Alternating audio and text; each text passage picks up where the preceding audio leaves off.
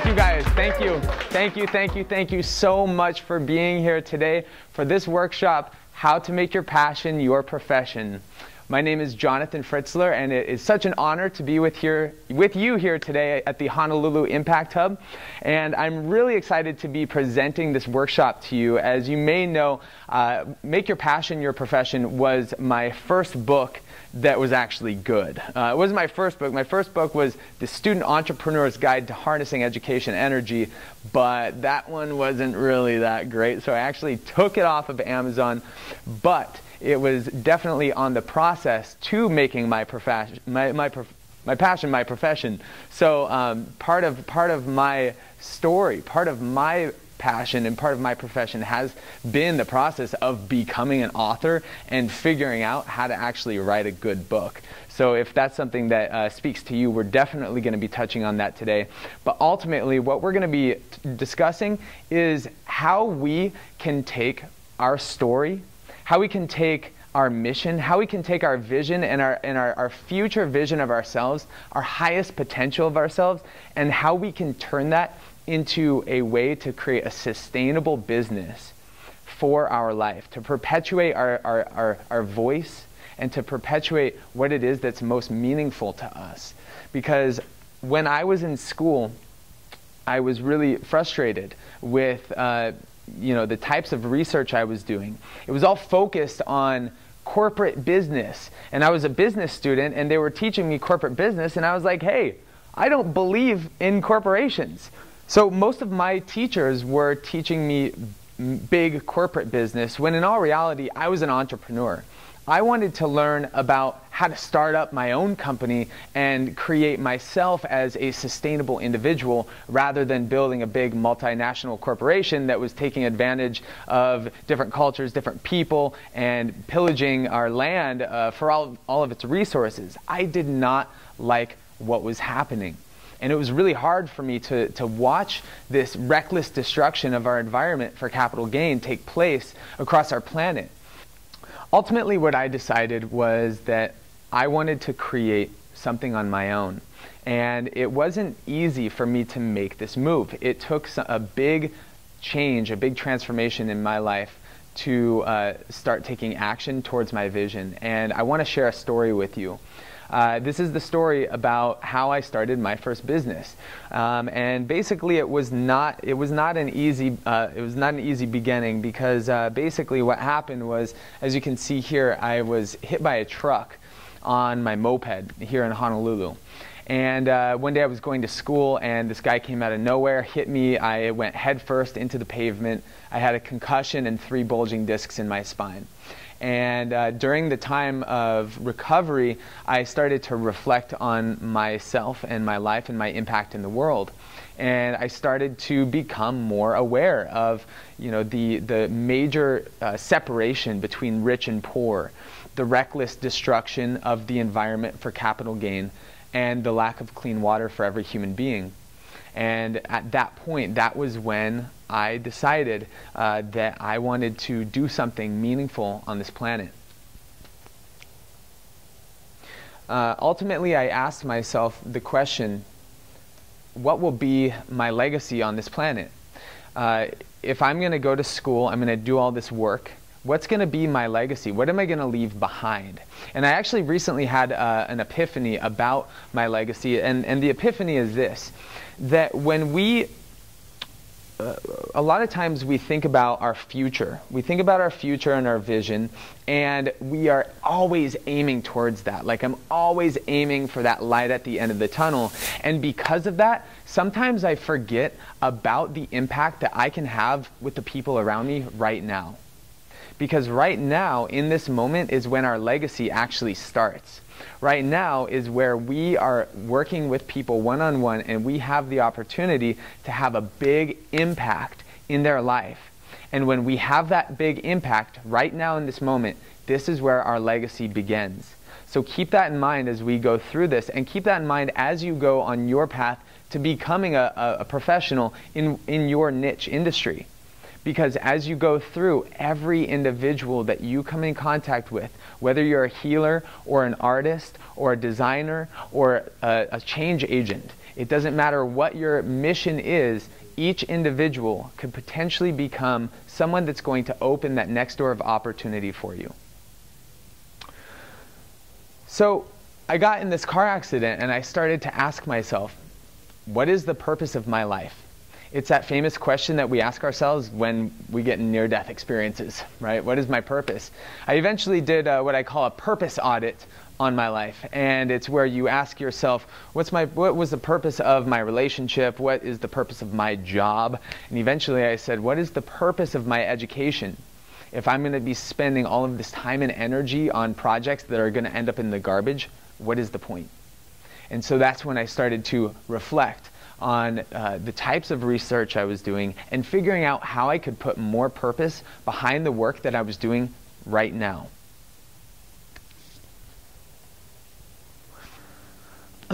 Okay, so as many of you know, this is the traditional education system.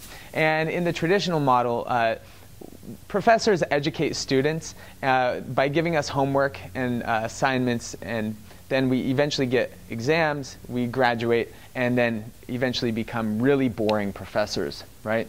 That's the education model. And at the time, I was studying business at UH, and I decided to actually take the projects that I was doing in school, which was a feasibility study, a marketing plan, and a sociology paper, and I decided to combine them and use this opportunity of research to begin cultivating the content or the concept of my nonprofit organization, which I called the Aloha Music Project in the beginning.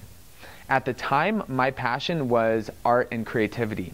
I wanted to have an impact on the youth at the University of Hawaii and at universities around the world by inspiring them to be more creative and to express themselves with their creative outlets. Because a lot of times, as you may know, students don't get many opportunities to be creative. In fact, they're being jammed with so much homework and so much research that a lot of times their creative outlets kind of get pushed off to the side, and then they end up getting really stressed and overwhelmed with homework. You see students get sick. I mean, it's really crazy the way that the whole concept is set up.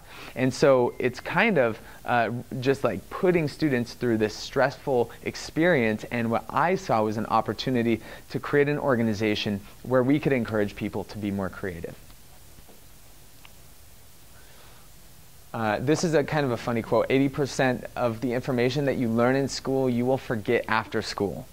So think about that. You go to school to learn information, but at the end of the day, at the end of your exam, you just get out of there and you're like, please get rid of this. Like, you almost want to release half of it because you're overwhelmed with too much information, right? So there's only so much that we can gain from taking in information. And this actually speaks to each one of you in your pathway to becoming the master of your art, whatever that art may be. It's very important that you start to think of this concept of education energy in everything that you're doing. Because ultimately, when we are learning something, when we learn information, for instance, when we learn about, say that you're learning a new code in programming, when you're learning that code, you can immediately harness that education energy in a couple different ways. One is that, say somebody is teaching me a new code, I could immediately listen to that and apply it to my project that I'm doing right now, right? Could immediately use that and harness it. Option two, I could set up a camera and I could immediately teach onto my camera what I just learned. That's harnessing education energy. That is where you're actually taking that information, you're taking that learning, and you're immediately applying it to a video, which then will be put into your YouTube and kept forever, which will also establish your voice in your niche by making you a thought leader. So the goal in this, the goal in harnessing our education energy, is to actually start to make ourselves thought leaders in our creative niche. All right? I'm going to move on to the next concept, but just keep that in mind as we go through this.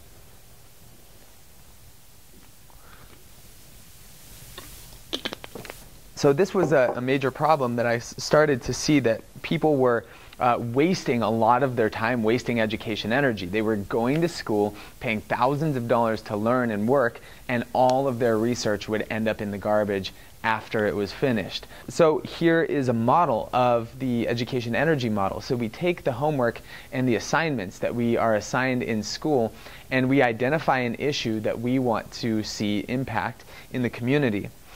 From there, what we do is we're able to host a series of music and art events. And so this was me making my passion my profession. Students were able to showcase their work, their voices were heard, their research was utilized, and their work finally had a purpose in the community. And so throughout this experience, I learned this concept of education energy and started to develop my entire body of research based around this concept. Now, before, this concept did not exist. Nobody has identified education energy as a renewable resource.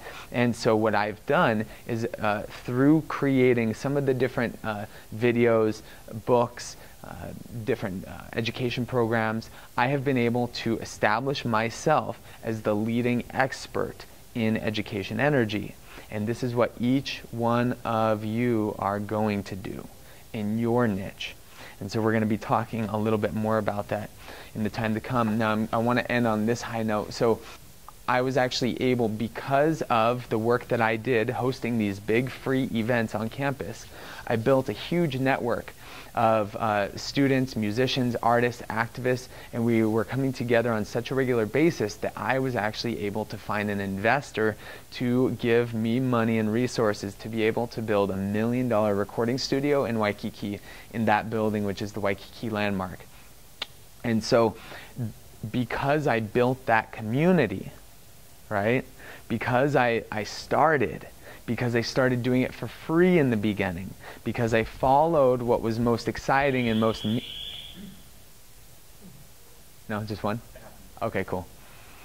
Because I followed what was most meaningful to me at the time, it led to something that I would have never imagined. Such a huge opportunity, such a huge resource. And so that immediately just shifted my awareness of business and the potential that we have as individuals, because we don't know what opportunity is going to come to us once we start creating it. My goal for you guys for this workshop is that you will see the potential in yourself that right now is almost like, it's not that it's dormant, but it's a future potential. It's a future potential, and it's limitless. And all it takes for us to reach that goal is to start. We just got to start. And I can see some of us in the audience who are already doing it, and it's happening. It's slowly happening.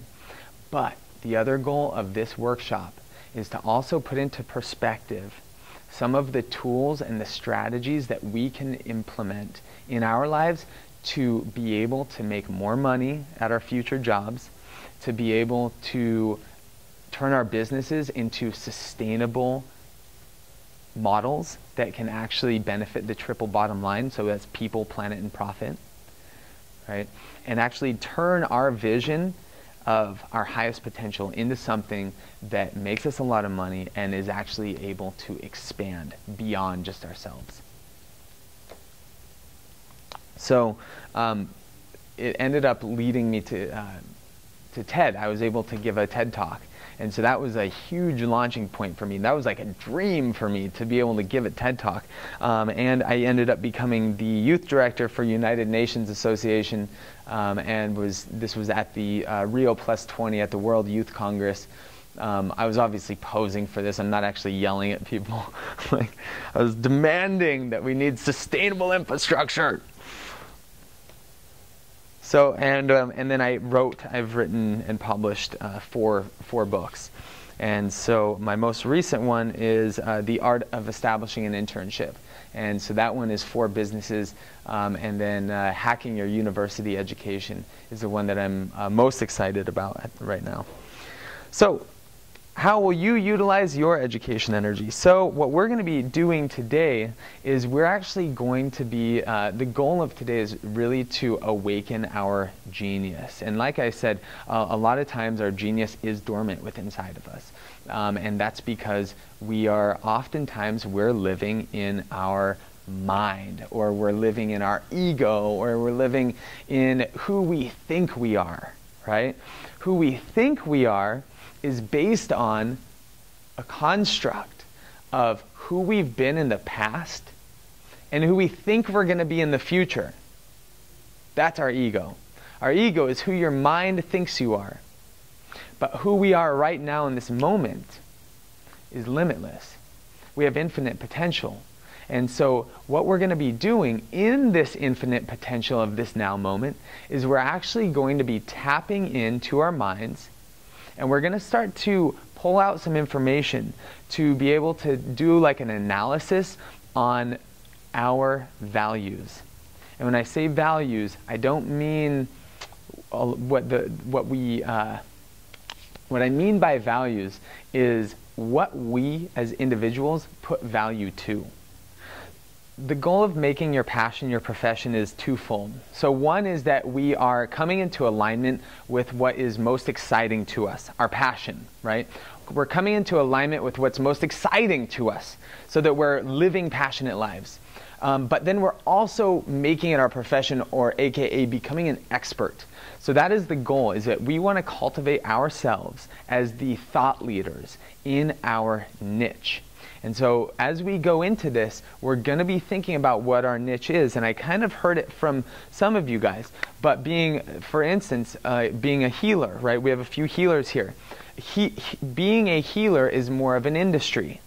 Whereas I am a healer who does massage therapy and integrates energy work or Reiki. That could be a niche. Or that would actually be more of a segment of the market. Your niche would be people who are, age 30 to 40, who are recovering from certain types of accidents in this particular area.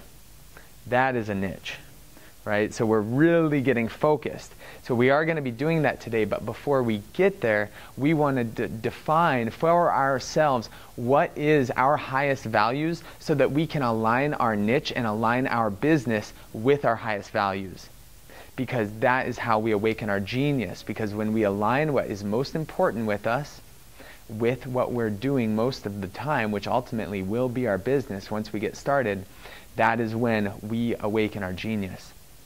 So what I want to do right now is I want to talk, I'm going to do a quick little mini workshop on this concept of what's called the set point and what's called the values scale. So basically the set point was originally created for a concept used by people that want to lose weight. So health practitioners would talk about a set point as, say that I weigh right now 155. My goal is I want to be at 160, but my body won't let it happen. I've been at 155 since I was in high school, and as much as I try to put on more muscle, I just don't have the time of day to, do that much work. Or vice versa, you could say that I want to be at 150, but I keep finding myself at 160. And so we have this set point, right? So say that we lose enough weight to get there, but then all of a sudden we go back up, right? That is our set point. Now the same thing can be applied to our minds, to psychology with, for instance, happiness or sadness.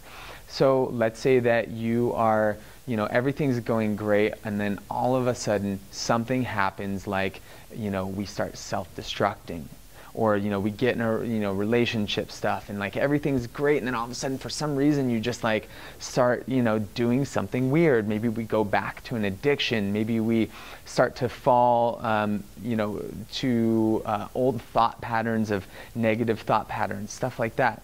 This is all based on our set point, and it's all subconscious. So it's stuff that's happening sometimes without us even knowing it.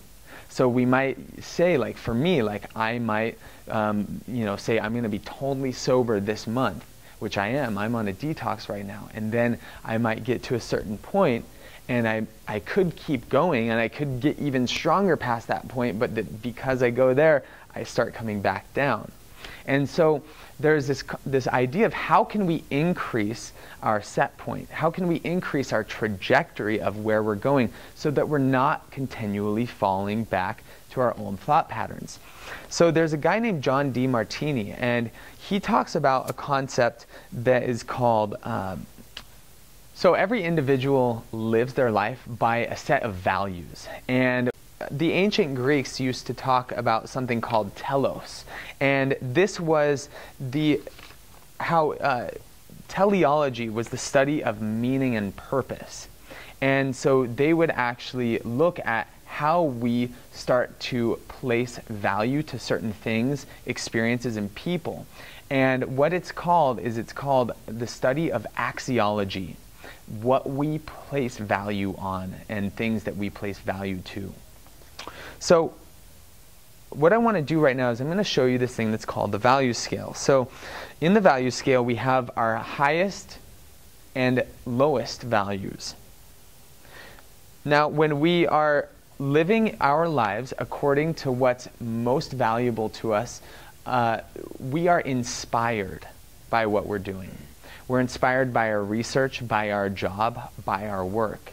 When we are living according to our lowest values, we need motivation. We need outside motivation to motivate us to go to work, right? We have to be motivated. We need something.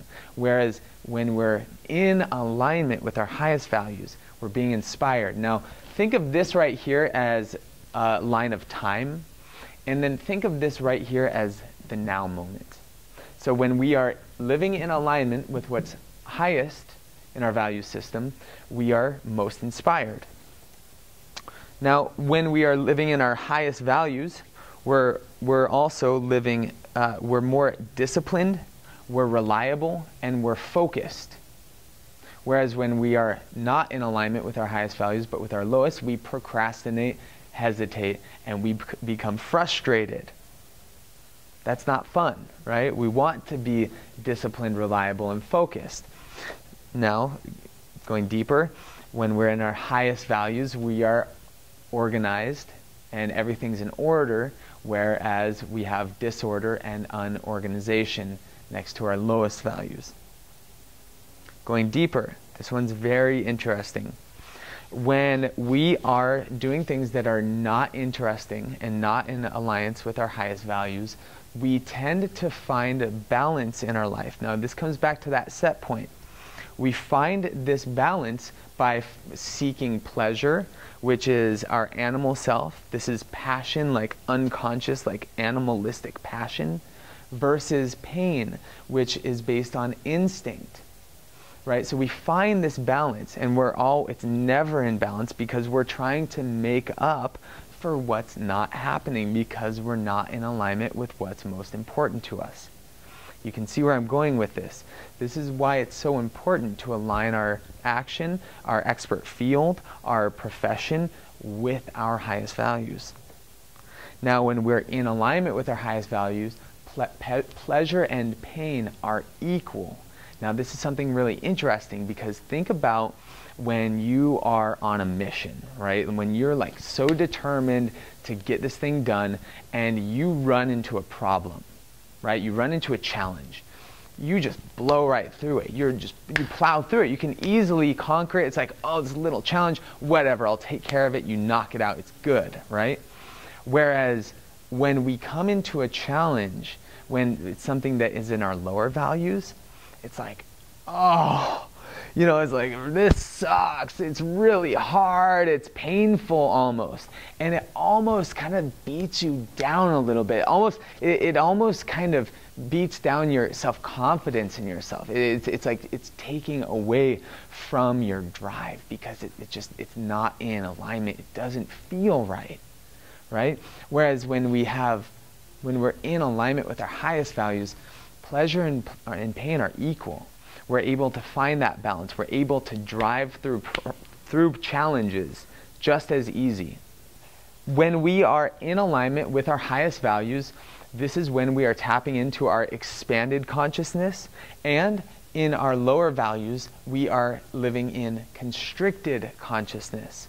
So we're actually limiting our ability to manifest, to really activate that law of attraction, right? Because we have the law of attraction, but when we are in alignment with our highest values, we are expanding. We are expanding our consciousness. We're expanding our understanding of ourselves. We're expanding our understanding of our profession. And so this is leading to the last point, that when we are in alignment with our highest values, we become the master of our destiny, versus when we're in alignment with our lowest values, we become a victim to our history. History repeats, and this kind of goes back to that whole set point, right? We're a victim to our history because when we start coming up, we hit that set point, and then all of a sudden we are a victim to our history, right? We're no longer expanding. And so this is why it's so important to align our actions with our values. So the goal is to boost our trajectory of where we're going, so that we're constantly making progress and expanding and growing and growing and growing closer to our goal. So what we're going to do right now is I'd like for you guys to pull out a piece of paper. And what we're going to do is we're going to go through a process that is scientifically designed to help you tap into your creative genius. Tap into your highest values so that we can come into alignment with what is most important to us and align that with our business, align that with our mission. Sound good? Fantastic. Cool. All right, here we go. Right now what I'm going to do is I'm going to share with you 15 questions that I'd like for you to answer on a sheet of paper. And what we're going to do is write three different answers for each one of these questions. Now I want to reiterate the importance of these questions. Each one of these is designed to tap into a certain part of our lives. And what it does is it's going to pull out of us what is most important, what's on our highest values for each one of these areas. Now at the end, you might notice that there's going to be some repeats, there might be some patterns. That's okay. Just whatever the answer is that comes right off the top of your head, write it down. Sound good? Okay. So number one, how do you fill your space? So you may notice that in your room, you might have things in your room that represent something that's important to you, something awesome, your lifestyle, your culture. What are 3 things that are in your room, in your space? It could be an industry, or it could be a thing, or it could be a color, it could be a vibe, it could be a concept. What are the 3 things that fill your space? It could be things that you're proud of, your book collection.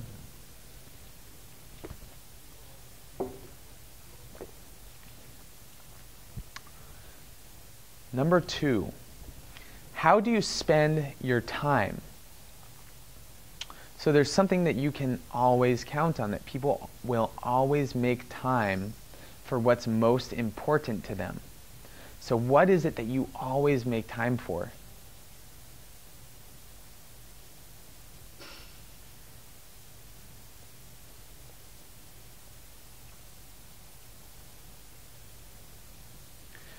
How do you spend your time? And it could be regarding what you're interested in or what your passions are. It could be researching, you could be writing, you could be traveling,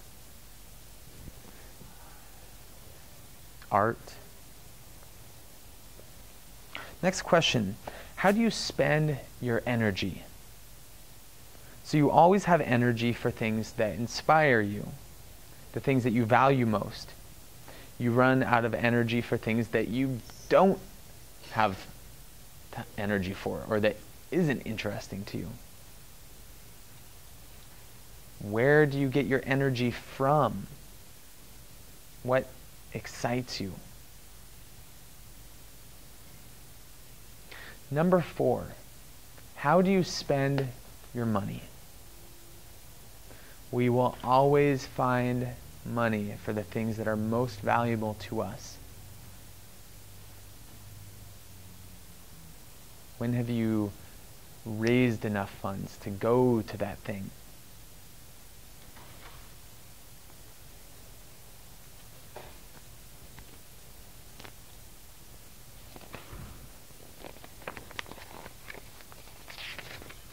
Number 5, where do you have the most order and organization?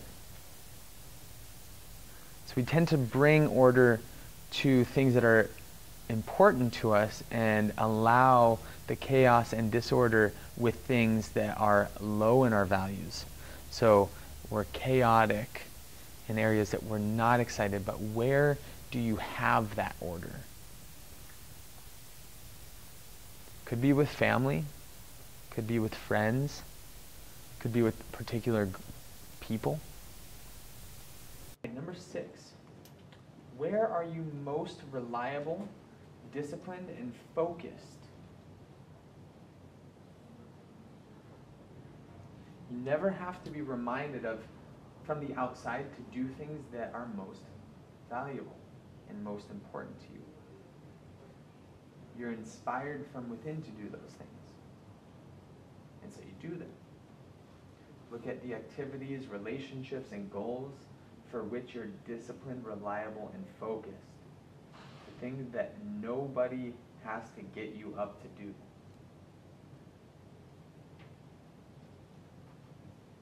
Where are you most reliable, disciplined, and focused? Number 7. What do you think about, and what is your most dominant thought?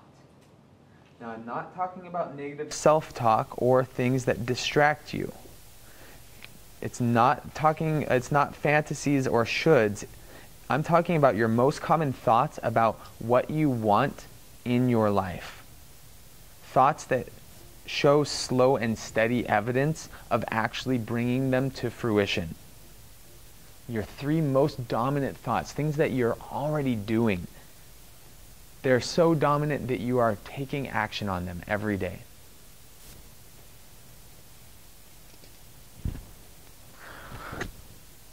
What do you visualize and realize? So I'm not talking about fantasies. What do you visualize of that will surely come true over time, like traveling, or things that you want to create that, let's see,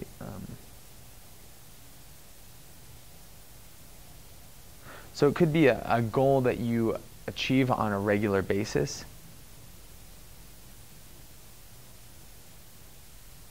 Could be something you do like every week or every month. Once a month, every week I'm going to work out 3 times. What do you visualize and realize? So what is your internal dialogue? So think about your preoccupation with what you desire most. Your intentions that actually seem to be coming true and showing some fruits. So your internal dialogue is what you talk to yourself about most of the time. So what you think about. What do you think about most of the time? And this is what you desire. Could be a relationship. Could be a certain amount of money.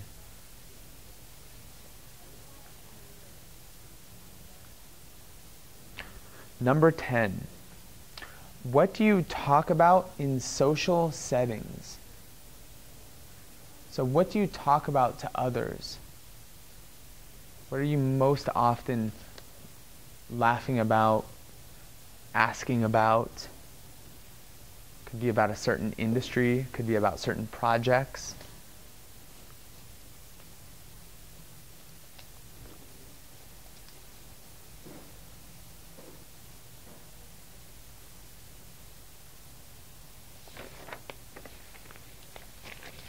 Number 11, What inspires you?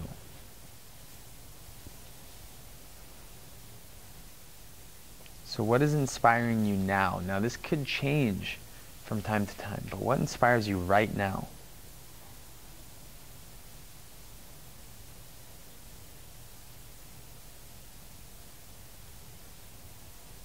Figuring out what inspires you is very important, to figure out what's in your values, what you value.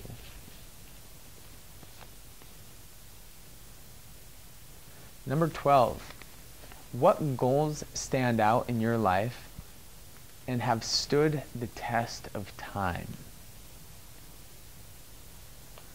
So what are some of those goals, those big goals that you have managed to keep as goals over the years? Whether you have achieved them or not. What are some of those big dreams?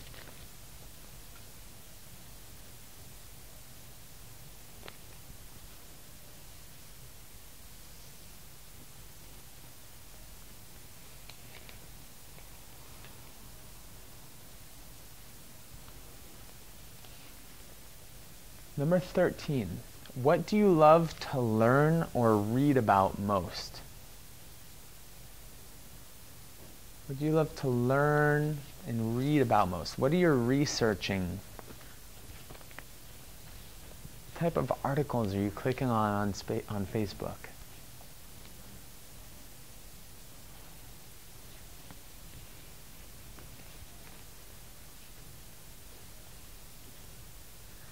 Number 14, what are the top 3 roles that you take in life?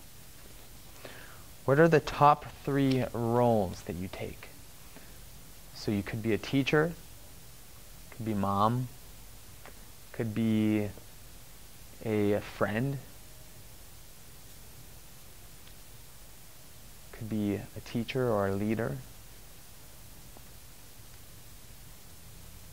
a helper, a healer.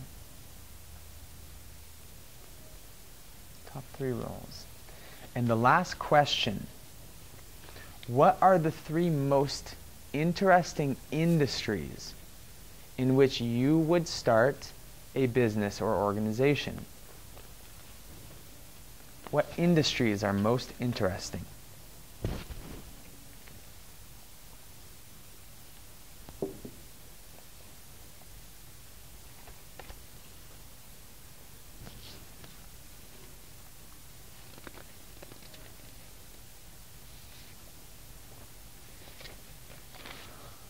All right, so once you have that finished, what we're going to do is we're going to go through and actually tally up the patterns that are in this list. And so what you want to do is you want to find out which is the most common repetitive concept. Sometimes they might overlap a little bit. You might combine certain concepts, but the goal is to find the top 3 or the top 4 things that you wrote down. So go ahead and run through that and tally up the most common of these different values. So what you're going to do now is basically we made this list of all these different values for all these different things, and there might be some consistent patterns as far as you might have listed things more than once. And so what we want to find is which ones you listed most. So kind of tally it up and find out which ones repeated the most. And you can group concepts together as well. So you could group, you know, an industry with something that you research. Like if business was an industry and then you like to research about a particular industry, it's like, kind of mold it together.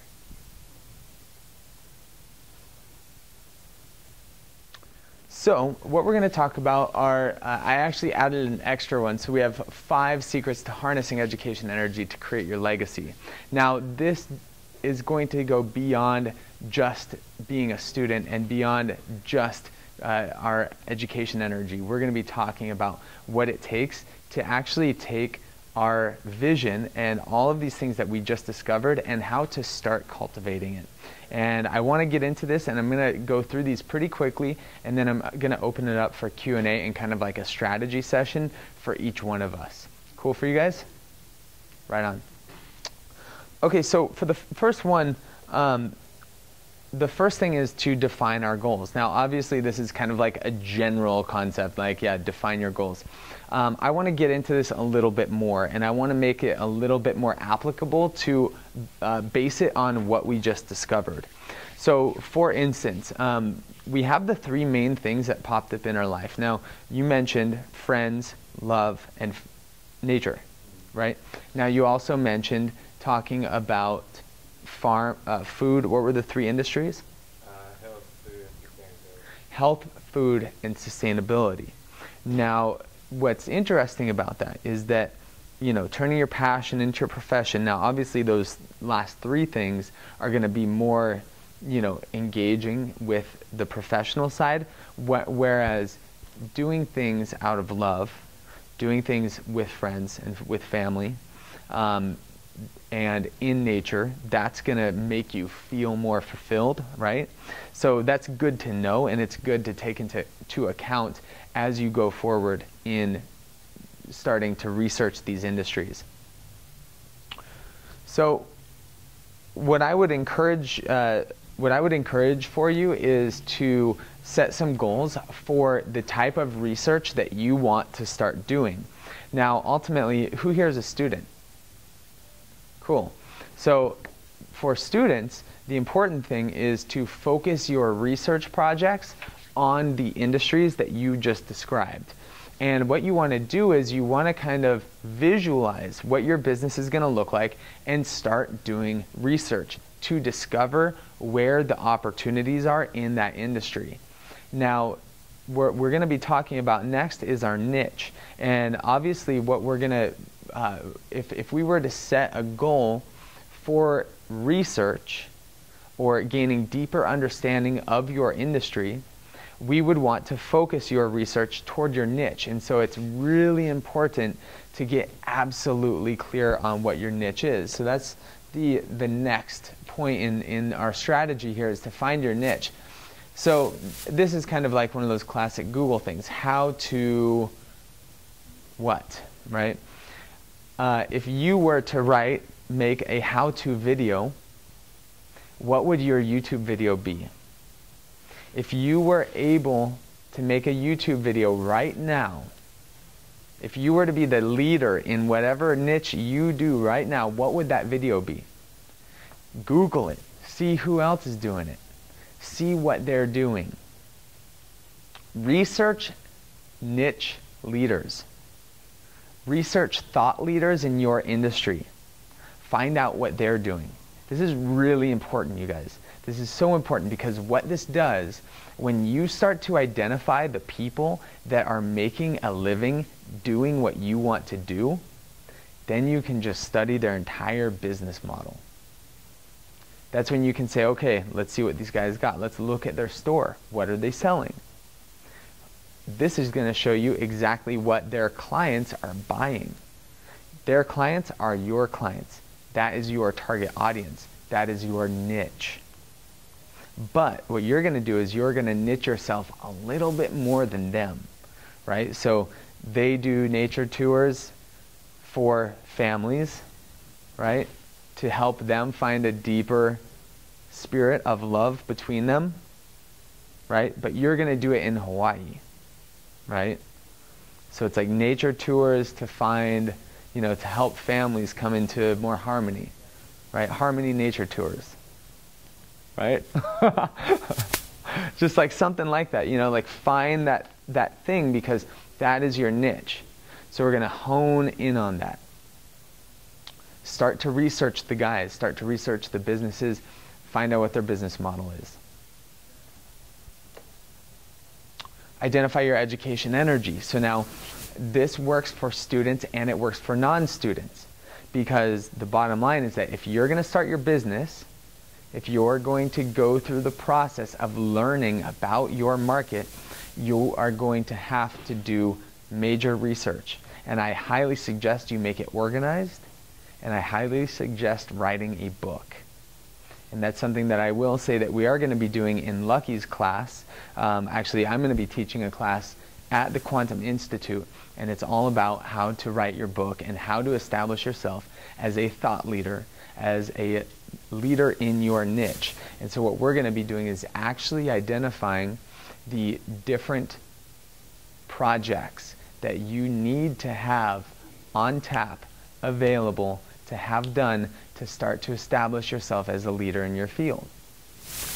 Now there's something that's called an attractor, and I want to share this with you guys. An attractor is a series of frameworks, a series of projects, research papers, graphics, presentations, videos, visual imagery, graphic design, brands, logos, slogans. This is called an attractor. And this is what we do to create attention towards a concept. We need to start to develop this. I know I threw out a bunch of concepts right there, and it's a lot of work to do. This class is going to walk you through it. We're going to walk through it, and we're going to take it in bite-sized pieces and start building it together. So that's going to be a really big opportunity, and you can talk to Lucky about that, because that's going to be at Quantum Institute. I think we're going to do it at the Wellness Center. Are we doing it at the Wellness Center? Yes. On Monday night. Monday nights from 6 to 9. Yep. Starting in the middle of this month at some point. You will be notified via email. So basically, we're identifying the projects that we're going to be doing, the research that we need to do, and this is also implying that we're going to use it for a particular purpose. So for instance, I have my book here. My book that I have here is an audio program. I turned it into an audio program because students don't have time to read. They've got too many books to read already. Plus, I know how I learn, and I learn through audiobooks. I don't know about you guys, but I listen to audiobooks every day.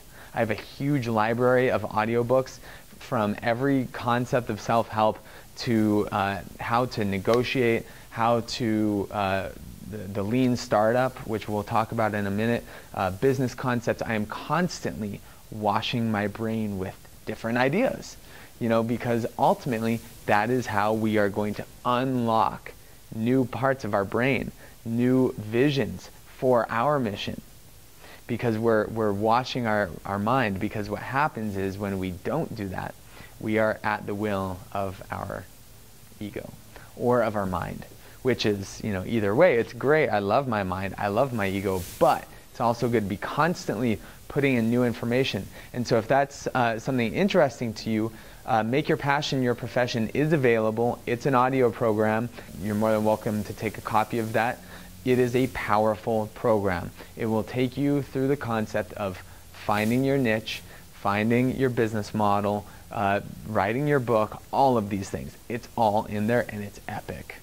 So moving forward, next step is to create your strategy. This is also in the book, How to Create Your Educational Strategy. So what we want to do is we want to create a flow, a developmental flow that makes sense, because I can tell you this, there's nothing worse than writing a book and then all of a sudden realizing that you wrote it wrong. I did that like twice. I mean, honestly, it sucks. And so having a strategy for how your research is going to build on itself is very important. It's very important. And so we want to have that flow, because it's a natural, it's like photosynthesis, it's like osmosis, right? It's a process of development that makes sense. And so creating a strategy for how your research is going to lead you from point A to point B. I was mentioning earlier that I had a year where I was on unemployment. I was receiving unemployment checks. I was like, this is great. I can just chill out and do nothing. No. Actually, what I'm going to do is I'm going to find a client who needs video production, and I'm going to learn video production. And I learned video production, I learned graphic design, and I learned web design and online marketing in that 1 year. And I became a master online marketer and a master strategist in 1 year of really focusing myself. And in that time, my ability to do freelance work, my ability to work for myself, my ability to market my own businesses and my own books, to create my book covers, to be able to create my posters, everything. I can do it all now. And it was a huge fear that I had for a long time, but it was all because I just decided to make that educational strategy. And the last one is apparently not in here. I thought I put it in here. So the last one is to utilize the lean startup method for your business. And there's a book called The Lean Startup. It's really good. And I actually talk about it in my book as well. It's applying the scientific method to your business model. So now in old business, people might say, oh, we need a big investor. You know, we need $1 million to, you know, build a big building and hire employees, and we need all this stuff in order to start our business.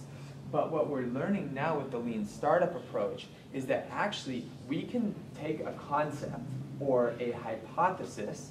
For instance, I believe that families will want to go on nature tours to have a deeper connection with their family, right? That's our hypothesis.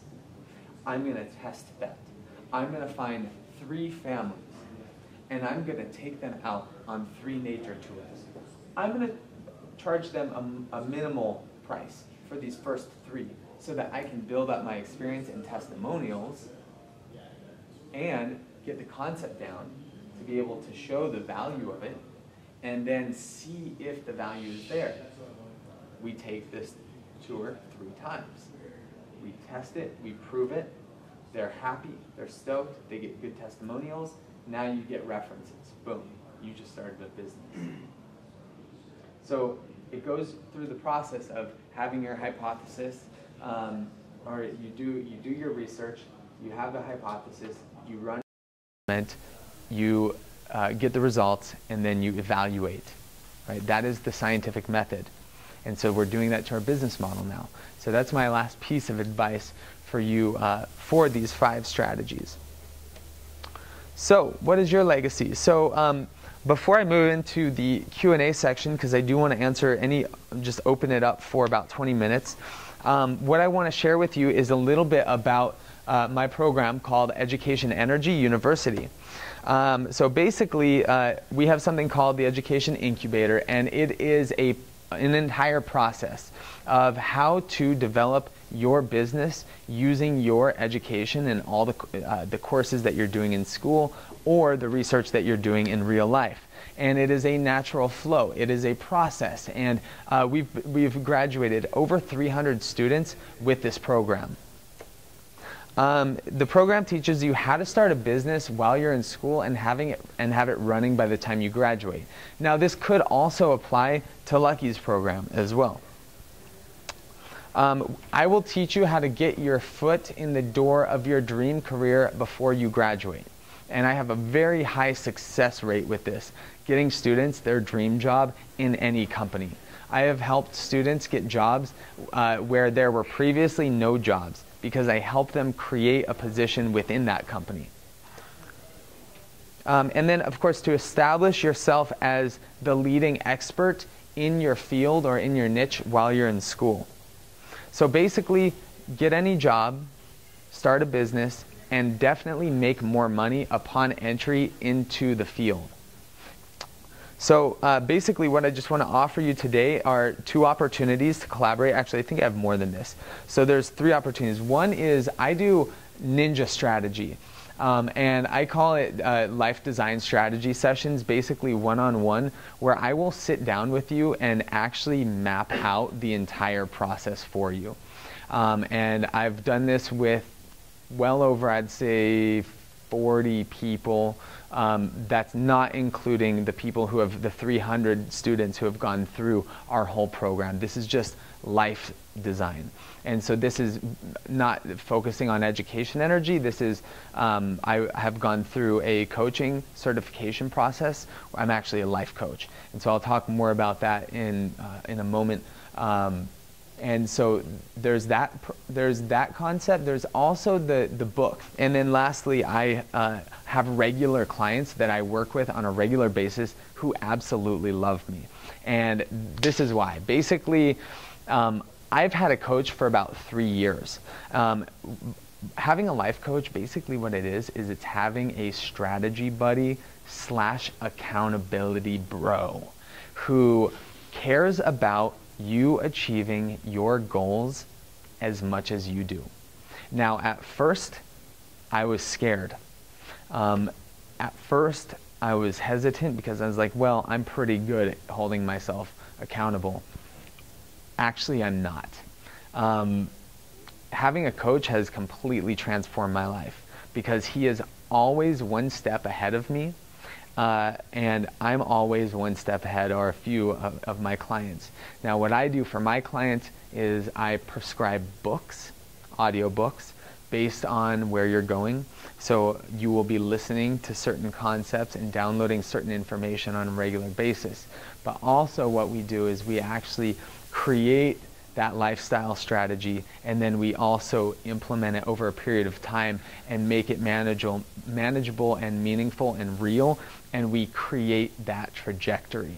And this is something that's really big. It's completely transformed my life. And so if that's something of interest to any of you guys, I highly encourage you to reach out. And then we also have our an internship program, which for any students. So yeah, we do have that program. You can get 3 credits for it as well. So beyond that, here's all of my books, and I did all this graphic design too. So proud of that. We've been going for 7 years now through Aloha Music Project, Aloha Movement Project, Manifestation Mondays, Audio Oasis, and Educationenergy, and 300 students have gone through my program. Surround yourself with the dreamers and the doers, the believers and the thinkers, but most of all, surround yourself with those who see the greatness within you, even when you don't see it yourself. Thank you guys so much for being here at the workshop this evening. It is an honor to be with you here today. Thank you.